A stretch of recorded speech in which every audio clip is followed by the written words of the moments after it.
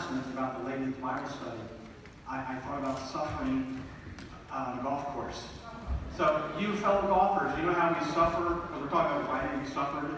On the golf course we suffer, and there, I thought it was on the golf course, because when I'm out there suffering, a little voice, well, Donna's voice, very loud, comes to my head, said, watch your hands, are you standing up? Because she was my coach in golfing. And I haven't improved in golfing. Pastor Frank hasn't, but I have. So appreciate it. I'm sorry, brother, I shouldn't have said it. You remember Hee Haw had this song, gloom, despair, and agony on me. Deep, dark depression and excessive misery. Oh, if it weren't for bad luck, I'd have no luck at all. Oh, gloom, despair, and agony on me. Kind of a cute little thing, and then you talk about something, how they suffer and different things like that. Well, we're going to talk about suffering, a couple of light things, but it is a serious subject. Kind of like everybody hates me, nobody loves me, I think I'll go eat worms type of thing, of suffering. They think they're suffering in Canada. Brother Paul, you've been there. You don't suffer in Canada, do you? So Pastor Jason comes back, and he says, boy, it was really rough, tough week, and we suffered. No, they were not suffering for Jesus in Canada, believe me. But I shared with Dan Bertanazi something about marriage. Marriage is a three-ring circus. Engagement ring, wedding ring, and suffering. Not in my marriage, honey. Absolutely not. You may suffer, but I never have suffered. Okay? You're agreeing that you suffered? Oh my goodness. Okay. On a serious note, we all know Helen Keller. Character cannot be developed in ease and quiet. Only through experience of trial and suffering can the soul be strengthened, ambition inspired, and success achieved. That was from Helen Keller. So what we're going to look at, we're going to look at the book of Job. So turn to the book of Job. We're going to start in chapter 1 and 2. This is our new series that we're starting. I want you to go to Job chapter 1 and 2. We'll get there in a moment. But as you turn there, in the opening scenes of Job, we are given the background of Job's suffering that even Job himself doesn't know about. We get our first glimpse of an answer to the question, why do we suffer? Well, here, we're going to read where Satan issues a defiant challenge to God. Here in Job's case, it proves that suffering often arises out of Satan's rebellion against the government of God. Sunday night, we're learning about that, the conflict of the ages, and we're learning about how Satan and God go at each other. It's interesting because even in the Old Testament and during the early church ages, they knew about suffering. The first Council of Nicaea, governed by Emperor Constantine in 325 AD, it was the first worldwide conference of the Christian church. Many of the great doctrines and doctrinal matters that we have today in our Christian faith, they were settled for all time there, such as the deity of Christ. But it's interesting, of the 318 delegates, only 12 were whole in body. 12 of the 318 delegates at this were whole in body. Why do I say it? Because all the rest have been maimed or crippled as a result of being tortured for their faith.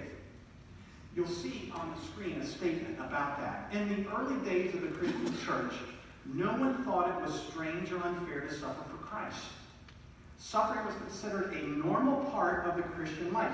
It was expected. Now, come to 2019, August 4th, here we are in America. Most of us, as American Christians, have grown up feeling that we are entitled to a life of ease, comfort, and prosperity. When suffering comes into our lives, we cry out and protest against the unfairness of it all. We're suffering for Jesus. This is not what we're going to talk about this morning. We're going to talk about how we're going to have tribulation. It's going to come, whether you like it or not. But as we read the writings of some of the great Christian saints of the past, we think about that, we often find a more mature and accepting view of suffering than we did here as about American Christians and how we should have ease, comfort, and prosperity. One of those is Oswald Chambers, of the great 19th century Christian writer from Scotland. He said, suffering is the heritage of the bad, of the penitent, and then of the Son of God. Each one ends in the cross. The bad thief is crucified. The penitent thief is crucified. And the Son of God is crucified. By these signs we know the widespread heritage of suffering. Interesting how he came up with that, and how he looked at that in suffering. So in Job 1, we're going to see that same heritage is shared by a man of the Middle East, a righteous and godly man named Job. So first, we see what kind of man Job is in 1:1. Let's look at our Bibles. There was a man in the land of Uz whose name was Job, and that man was blameless, upright, fearing God, and turning away from evil. Let's stop right there. What a wonderful thing to be said about you. Blameless, upright, fearing God, and turning away from evil. Now, in the Hebrew, that blameless word is interesting. It means complete, lacking nothing, having integrity. It doesn't mean sinless. He wasn't a sinless man, but he handled sin according to God's way. And that's so important. So this is the type of man Job was. Then 7 sons and 3 daughters were born to him.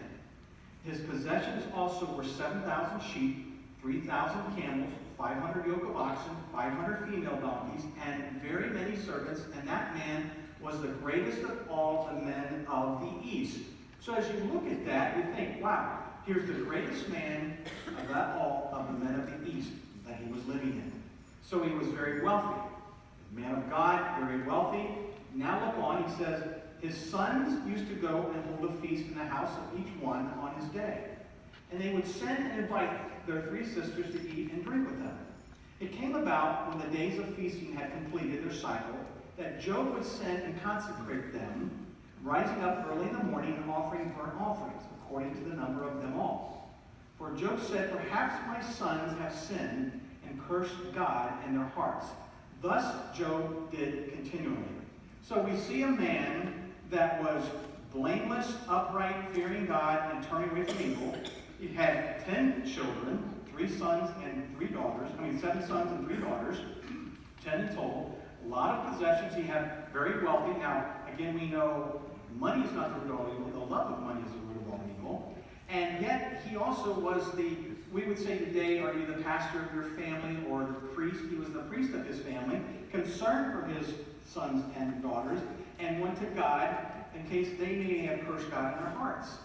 So you look at this man, and this is who Job was. This is what? But then what happens? The scene changes in verse 6, and we get a glimpse into the invisible world of God. You know, there's an invisible world of God. And Job gives us understanding about why innocent people suffer. But it also gives us insight to the battle between God and Satan. Now, don't forget, we don't see 2 gods battle here. Sometimes in our mind we think it's the God of the universe against Satan, who's a god. No, he is a created, angelic, fallen, created being. So it's not God against God, it's God against the created being. So you got to understand that. That's the battle. So we learn that the Christian life is not free from suffering as we delve into this. We're going to look at this because we're going to get in verse 6 now. So let's look at that one because the scene shifts now. Now, there was a day when the sons of God came to present themselves before the Lord, and Satan also came among them. Now, it's interesting because the sons of God are angels, and we read that they came to present themselves before the Lord, and here's Satan coming along. Now, the Lord said to Satan, from where do you come? Then Satan answered the Lord and said, from roaming about on the earth and walking around on it. Right there, that verse proves, some people believe there's just an evil influence, that Satan isn't real. He is real. He's a fallen angel. And Paul addresses who he is as well in the New Testament. Here he is roaming about on the earth and walking around on it. Then the Lord said to Satan, have you considered my servant Job? For there was no one like him on the earth, a blameless and upright man, fearing God and turning away from evil. So here God is making a statement about Job, a blameless and upright man, confirming what we just read in verse 1, fearing God and turning away from evil. Don't forget, the beginning of wisdom is fear of the Lord, the beginning of wisdom. So, turning away from evil. Then Satan answered the Lord, does Job fear God for nothing? So he's presenting to God that, sure, he's going to fear you because you've protected him, you have a shield over him, and he has all this wealth and wonderful kids and everything like that. And he says, have you not made, in verse 10, a hedge about him and his house and all that he has on every side? You have blessed the work of his hands, and his possessions have increased in the land. And here's the thing that Satan says about Job to God. But put forth your hand now and touch all that he has.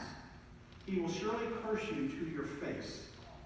So here we see the scenario being set up between God and Satan, an invisible world. Look at 2 Kings. 2 Kings. There's about this invisible war, sometimes we wonder about it. Go to 2 Kings chapter 6. Just a real brief passage. I'm going to go there quickly.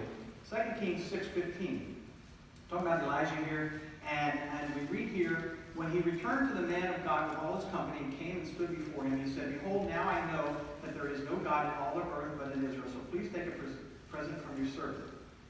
2 Kings 6. I'm in 6:5. Excuse me. Now, when the attendant of the man of God had risen early and gone out, behold, an army with horses and chariots were circling the city. And the servant said to him, Alas, my master, what shall we do? That's the scene there. Okay, Elijah's there. So he answered, verse 16, Do not fear, for those who are with us are more than those who are with them. Verse 17, Then Elijah prayed and said, O Lord, I pray, open his eyes that he may see. And the Lord opened the servant's eyes, and he saw, and behold, the mountain was full of horses and chariots of fire all around Elijah. So back in Job, we see there is an invisible world that is around us, a dimension that we don't see. Balaam's donkey saw that his way being blocked by an angel. Eventually God opened Balaam's eyes to see that. So there is an invisible world around us. And here Job doesn't know what's taken place in the heavenlies between God and Satan. But he's going to know something's up as we go into the next chapter, our next verse, verse 12. Look at that. Here God gives permission. Then the Lord said to Satan, Behold, all that he has is in your power. Only do not put forth your hand on him. Again, don't put your hand on him. So Satan departed from the presence of the Lord. Now it happened on the day when his sons and his daughters were eating and drinking wine in their oldest brother's house, something they do on a normal basis, that a messenger came to Job and said, The oxen were plowing and the donkeys feeding beside them. Here's the first crisis. And the Sabaeans attacked and took them.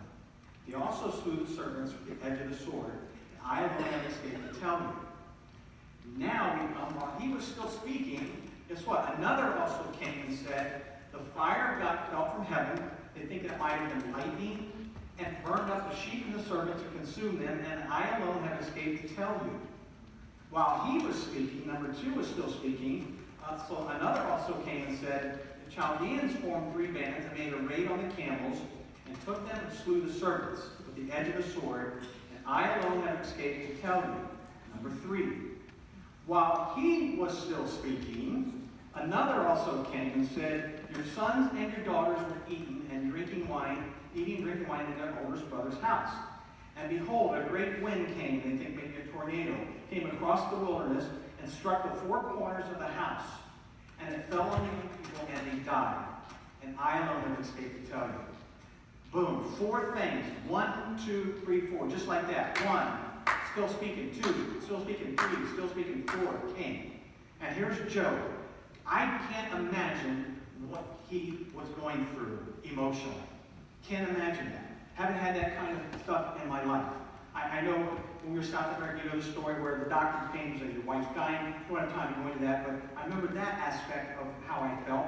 And then the plane crash and all that. What? Never felt before. Just boom, boom, boom, boom. So all he had left was his wife. Look at Job's response. This is beautiful. Verse 20. Then Job arose, tore his robe, shaved his head. That was the culture back then to show grief and things that were in your life. And he fell to the ground and did what? And complained? Blamed God? No, what did he do? Worship, worship, worship. He worshiped by himself, individually. And then he said to God, Naked I came from my mother's womb, naked I shall return there. The Lord gave, and the Lord has taken away. Blessed be the name of the Lord. Through all this, Job did not sin, nor did he blame God. So Job passed that test, didn't he, about that suffering. But guess what? The enemy was not done. Donna, what you said, you had cancer. Many of us, and my wife, many have cancer and have gone through cancer, we're going through cancer. And he said, God picked the wrong ladies in the wrong congregation because we've gone through a lot. But guess what? Satan's not done. Look what he does now in chapter 2, verse 1. Again, there was a day when the sons of God came to present themselves, kind of a repeat of verse 6, before the Lord, and Satan also came among them to present himself before the Lord. The Lord said to Satan, Where have you come from? And Satan answered, It's like the Lord didn't know where he came from. He's God. He knows exactly. Then Satan answered the Lord and said, From roaming about on the earth and walking about around on it.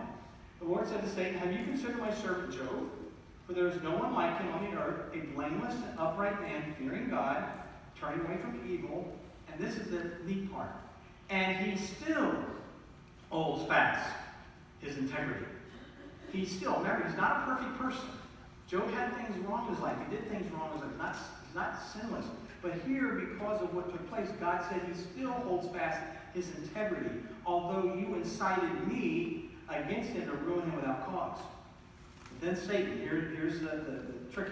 The Lord said, skin for skin.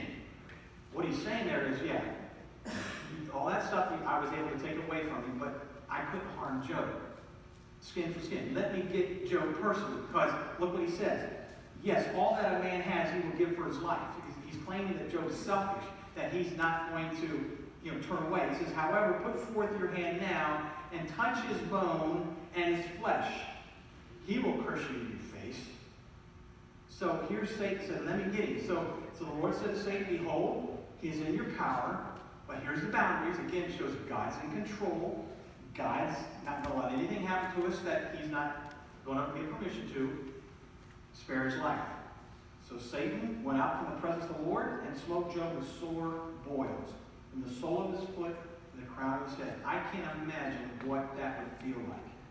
And he took a potsherd, because evidently it was very painful, to scrape himself. Can you imagine that? While he was sitting among the ashes. So here he was, the judge at the gate. Now he's sitting in the ashes with all these boils, scratching himself with it. And here's something that his wife says. Then his wife said to him, do you still hold fast your integrity? Curse God and die. Wow. Thank you for that support, honey. Appreciate that. Really love you too, hon. Curse God and die. Thank you, Sherry, for never saying that to me. Okay?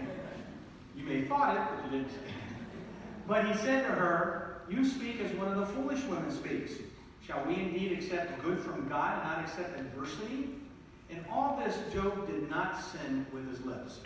And then we see his friends came in, and Pastor Jason will pick up chapter 3 next Sunday. But you think about them as friends and what they did and all that, and on it goes.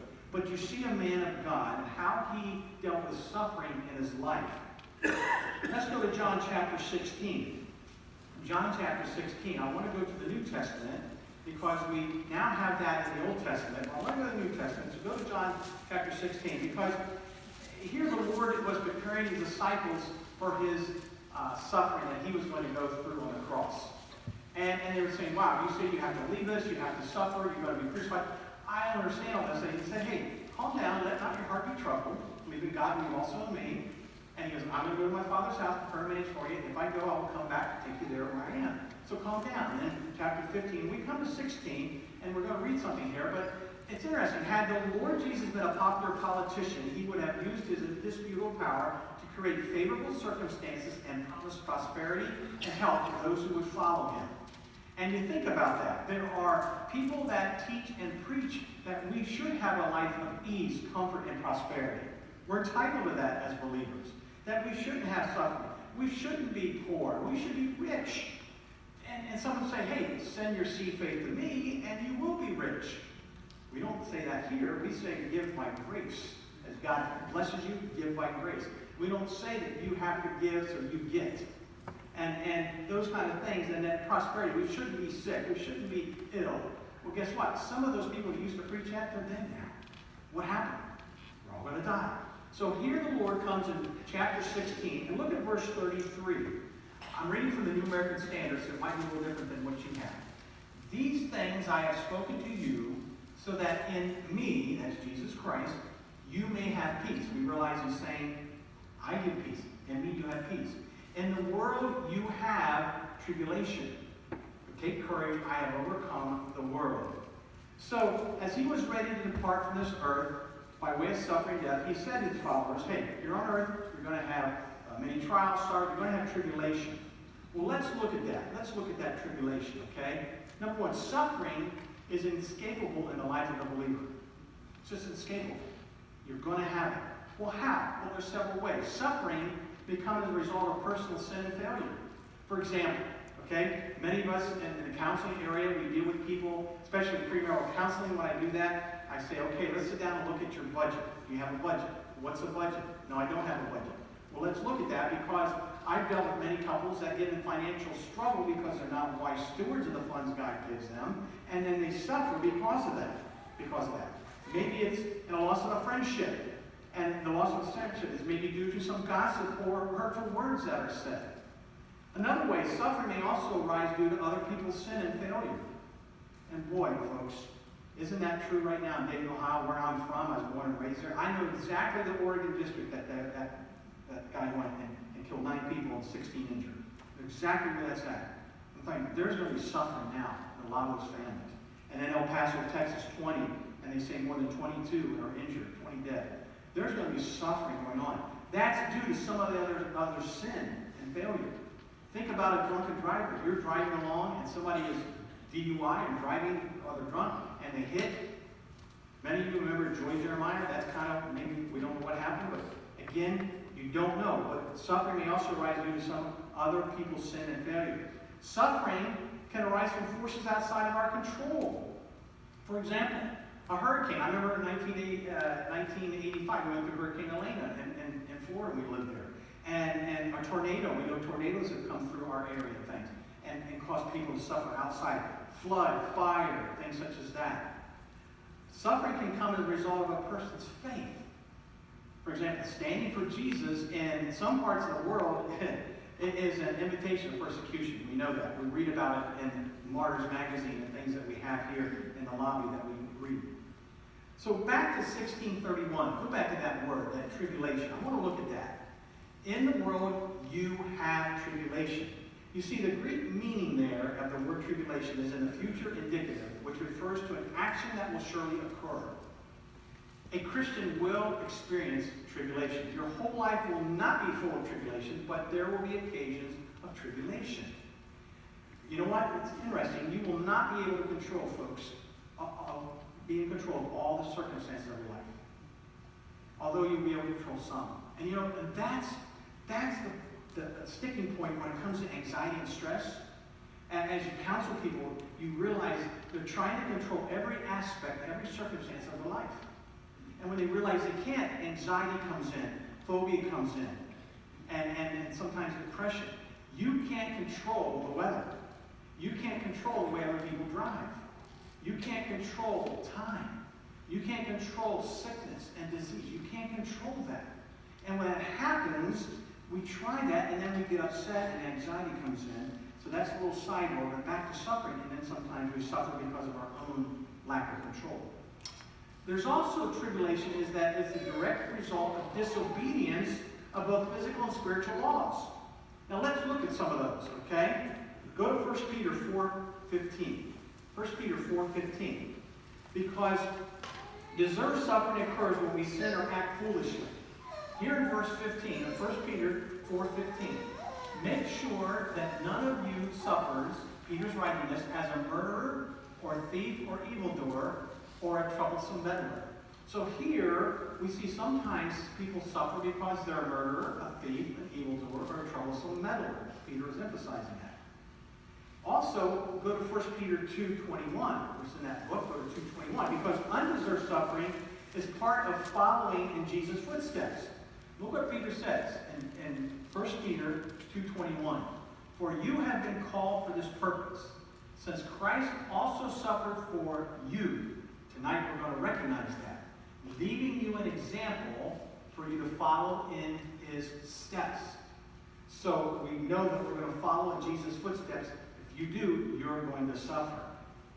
Suffering also encourages growth. Look at 2 Corinthians chapter 12. I know we're flipping a lot of scripture, but I want it to tell you some things and not just me. I want it to speak for it. For 2 Corinthians chapter 12, look at verse 9 and 10. 1 Corinthians 12, 9 and 10. Now this is the scene where Paul was praying 3 times, take this, this thing away from me, and it's tormenting me, get this thorn of flesh out of me. And here's the response that comes. And he has said to me, my grace is sufficient for you, for power is perfected in weakness. We don't have that in the secular world. No. We don't believe that in the secular world. We believe as believers. For power is perfected in weakness, most gladly, therefore I would rather boast about my weaknesses, so that the power of Christ may dwell in me. Therefore I am well content with weaknesses, with insults, with distresses, with persecution, with difficulties, for Christ's sake. For when I am weak, then I am strong. And this is what Paul's saying, that it encourages growth in our life. And Paul came to a place where he realized, and he went through a lot of suffering. You can read about it in his book, Corinthian book. For when I'm weak, then I'm strong. He grew into that. He recognized that through his suffering, he was weak, but he is strong. I remember also in John 9, 1 through 3, we won't turn there, but suffering may be for testing and to demonstrate God's glory. There was, remember, a man that was born blind and from birth, and the disciples said, Jesus, who sinned, his parents, or did this man sin, that he was blind? Because they were recognizing that maybe that was because of his sin. And Christ said, no. He was born blind. Why? To show or reveal the glory of God. And Christ healed the man that was blind. And it wasn't because he sinned or his parents sinned. So sometimes suffering comes in our life to demonstrate God's glory, God's power, and all that. We may suffer to help others. 2 Corinthians 1, I hope you're still there. Go to 2 Corinthians. I remember Wayne Baker sitting in his class and taught Corinthians. This is one of the things he emphasized in his class, and it stuck in my head. And here in verse 3 through 5, it says, Blessed be the God and Father of our Lord Jesus Christ, the Father of mercies and God of all comfort. I love that verse. He's the God of all comfort. If you're here this morning, you need comfort. He's the God of comfort. Who comforts us in all our affliction, suffering, tribulation, so that we will be able to comfort who? Those who are in any affliction, with the comfort with which we ourselves are comforted by God. For just as the sufferings of Christ are ours in abundance, so also our comfort is abundant through Christ. So we may suffer, folks, to help others. And I know that's so true because so many of you that have gone through cancer have comforted my wife, contacted my wife, and Donna has experienced the same thing, and it goes on. Now, those two are going to be able to comfort others when they have cancer and they go through something like that. It's a beautiful thing to see that. We're to comfort others when the suffering comes in our life. So as we look at this, suffering is common to all people and is not removed by the presence of the Holy Spirit. You think it would be. Some people teach that. No. Suffering is part of our life. I have on the screen, being a Christian is not a get-out-of-suffering-free card, like you get in Monopoly. You know, don't go to jail, Pastor. Get out of suffering free card. Christians experience suffering like everyone else. Now, back to John. I hope you mark that. Go back to John, because I want to cover verse 1. Back to John 16:1. Here we have these things I have spoken to you so that you may be kept from stumbling. The King James is offended. My New American Standard is stumbling. So by implication, the Lord said to us by implication is this. It should not take you by surprise. What? Suffering. It shouldn't take you by surprise about suffering. It may not make sense to you, but that's part of my wisdom. His wisdom, not ours. There are certain things in life, such as suffering, sickness, persecution, death, which are incapable of understanding, and because of that, Jesus cannot explain it to you. The easiest thing for us to do is to be offended or to stumble when suffering and tribulation overtake you. But Christ knows what he is doing. And he told you it is going to be so. You're going to have tribulation. You're going to have some suffering. It's inevitable. So be prepared. Do not let suffering take you by surprise. Making you doubt God's benevolent providence. Only Christ, folks, can give inner peace. Only Christ can do that, with which no favorable circumstances can do. And it can't yield it. With his peace within, what happens?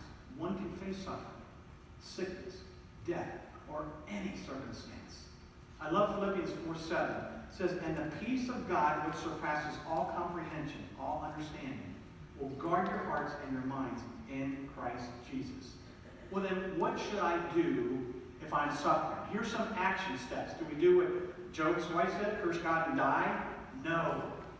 As you go through suffering, here's some action steps that you can take. There's just 4. 1, trust God. That's hard to do. That's hard to do. Trust and obey, because there's no other way to be happy in Jesus but to trust and obey. Sometimes God allows suffering to come into believers' lives to strengthen their faith. That's one of the reasons suffering comes into our life. Also, rejoice because of what God will do in your life and what he promises for your future. Think about it. There's coming a day, no more suffering, no more pain, no more partying, No more tears. There is coming a day that that's going to be in our life. Then he says, cast your cares on Christ because his faithfulness never changes. I love the verse, Hebrews 13:8. Jesus Christ is saying today, yesterday, and today, and yes, and forever. And then allow God to help you endure. Go to Romans 8 if you want to. I have it printed out so I can go there quickly because of time. Romans 8, 16 through 18. If you're taking notes, just mark that down. You'll read it later. Here Paul says, the Spirit himself testifies with our spirit that we are children of God. What a beautiful thing. We're children of God. And if children, guess what? We're heirs, also heirs of God, and fellow heirs of Christ. Beautiful thing. We have an inheritance. If indeed we suffer with him, so that we may also be glorified with him. Verse 18, for I consider that my sufferings of this present time, and he was going through a lot, are not worthy to be compared to the glory that is revealed to us. That's why he's saying, endure. Endure your suffering, because guess what? If the glory is not revealed to us, it's going to be revealed. It can't be compared to the glory that's going to be revealed to us in the future. The second action step, seek his lessons. What is God teaching you? Say, God, what are you trying to teach me through this? When we were going through that thing in South America, and the doctor comes and said, your wife's going to die, I wrestled with God. I was angry with God. You know, I thought I was all that, oh, we gave up America, we gave up Big Macs and everything, fries to go to Bogota, Colombia. They're killing people there. We were there when Chet Bitter was killed and Howard Davis was killed and all that stuff. Oh, we're so special, we're missionaries and all that. And God said, hey, you're down here serving like you serve in the States. And guess what? You don't love me. That's what he taught me. All things work together for good for those that love God. I was a loving God. I was loving who I was and the treatment I was getting and all that. And that's nothing but pride. It was sin. I repented of it. And she's still here. Praise God. So seek. What is God teaching you? What would you like to learn? How would you want to be changed due to your suffering? Hard questions, but seek those lessons. 3, seek his actions. What could God possibly be doing in your situation? Where do you see his hand at work? Remember Isaiah 55:8. My thoughts are not your thoughts, and your ways are not my ways. And 4th, take small steps forward. What small step can you take today to begin the process of rebuilding your life? And we threw a 5th one in there, and this is important. Get support. Get support. It's interesting to see on the screen. It says, one sees great things from the valley. When you're in the valley, everything seems so big, out of control, and those giants that we've heard messages about. Only small things from the peak.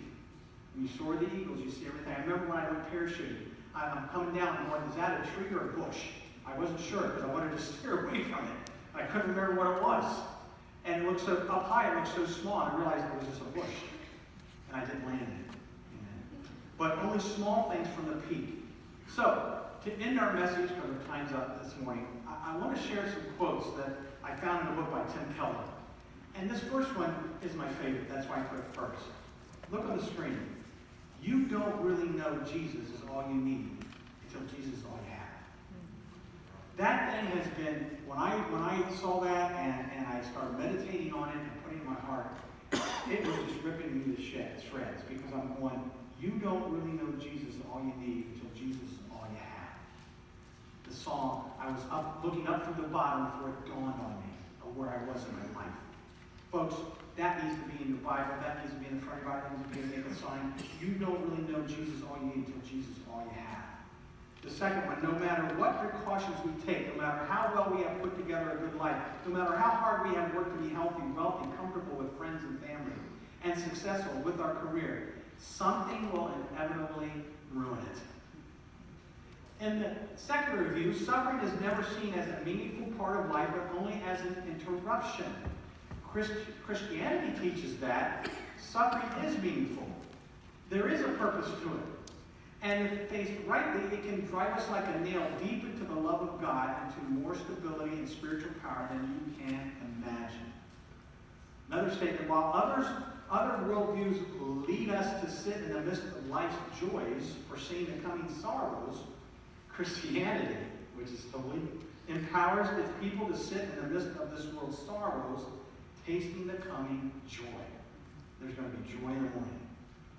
Another one, while Christianity was able to agree with pagan writers that an inordinate attachment to earthly goods can lead to unnecessary pain and grief, it also taught that the answer to this was not to love things less, but to love God more than anything else.